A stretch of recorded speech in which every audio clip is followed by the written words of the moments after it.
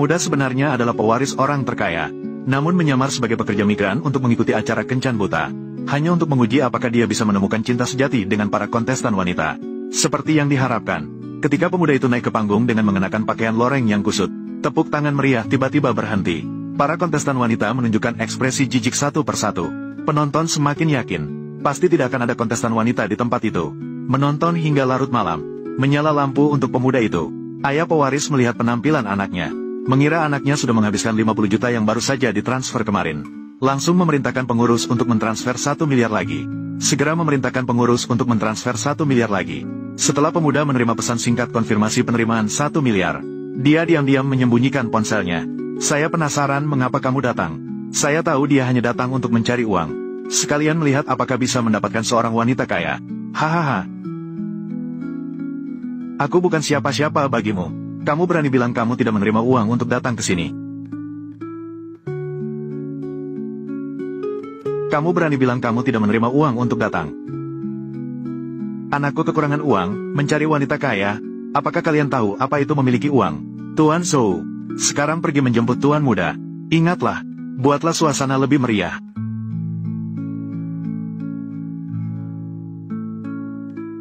Semua harus lebih cerdas. Kalian akan melihat Tuan Muda kita sebentar lagi. Dia adalah pemilik grup masa depan. Paham? Dia luar biasa. Ketika bertemu Tuan Muda, dengarkan semua yang dia katakan. Kalian harus mengikuti aturan ini, tidak boleh melanggar. Turunlah berlutut, jangan bersujud. Paham? Mari mulai.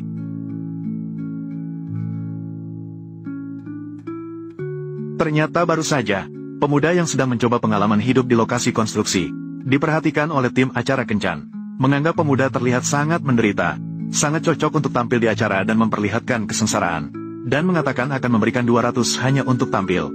Jika bersedia tidak malu-malu, menerima segala jenis penghinaan dan gosip, dalam setengah hari bisa mendapatkan 800 dan juga makanan. Pemuda itu langsung setuju dengan syarat-syaratnya. Saya langsung setuju. Acara kencan segera dimulai. Selamat datang semuanya. Selamat datang di acara kencan langsung. Ayo saksikan.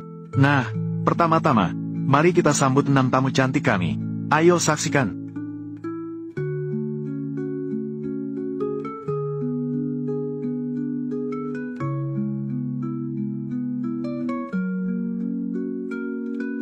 Tim produksi untuk menarik perhatian, malah mengatur teman-teman pria, dengan sengaja mencemarkan nama pria. Wang Dali dan aku ada di sini.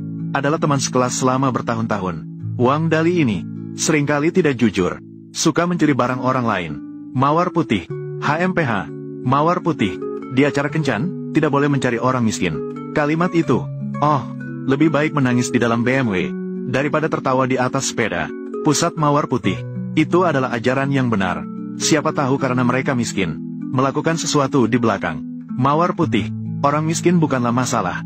Yang menakutkan adalah menyerah pada keputusasaan. Wang Dali, apakah yang dia katakan semuanya benar? Saya tidak mencuri. Saya tidak asal bicara tentang ini. Saat itu banyak orang di sekolah kita yang tahu. Dan lagi, orang lain melihatnya di tempat. Curi jajanan orang lain. Camilan. Bai Meigui. Saya bisa membuktikan hal ini. Li Kaijiang dan Wang Dali dan saya adalah teman sekolah menengah. Banyak orang yang tahu tentang ini. Ini sudah terbukti. Saya kira Wang Dali tidak mengharapkan ini. Malah bertemu 2 orang yang dikenal di tempat kejadian. Sudah mencuri sejak sekolah. Sekarang sepertinya tidak akan berakhir baik. Pergi bekerja siang hari. Malam mungkin akan pergi mencuri.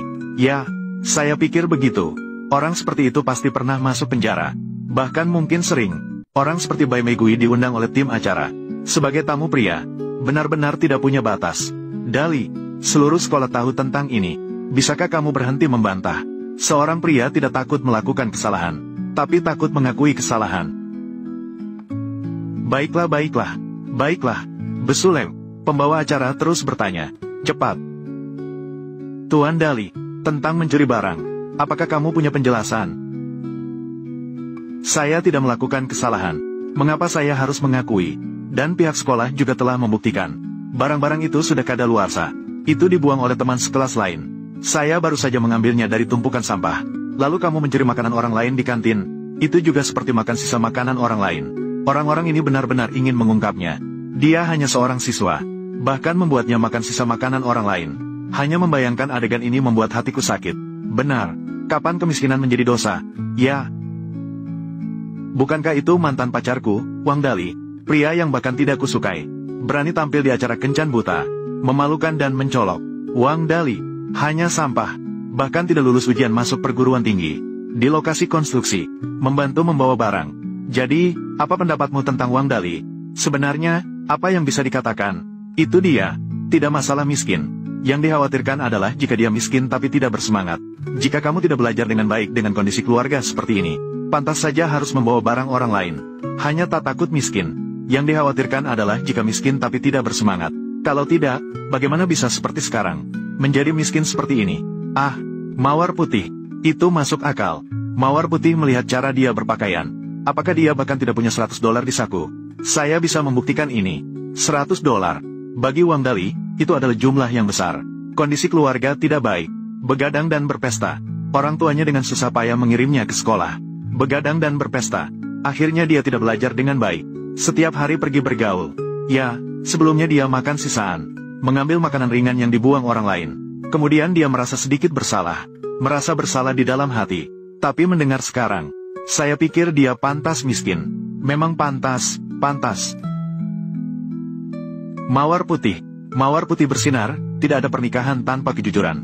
Meledak, meledak. Biarkan mereka terus menghina. Aku tidak bisa menunggu sampai bagian lampu mati. Siapa yang mereka hina di atas panggung?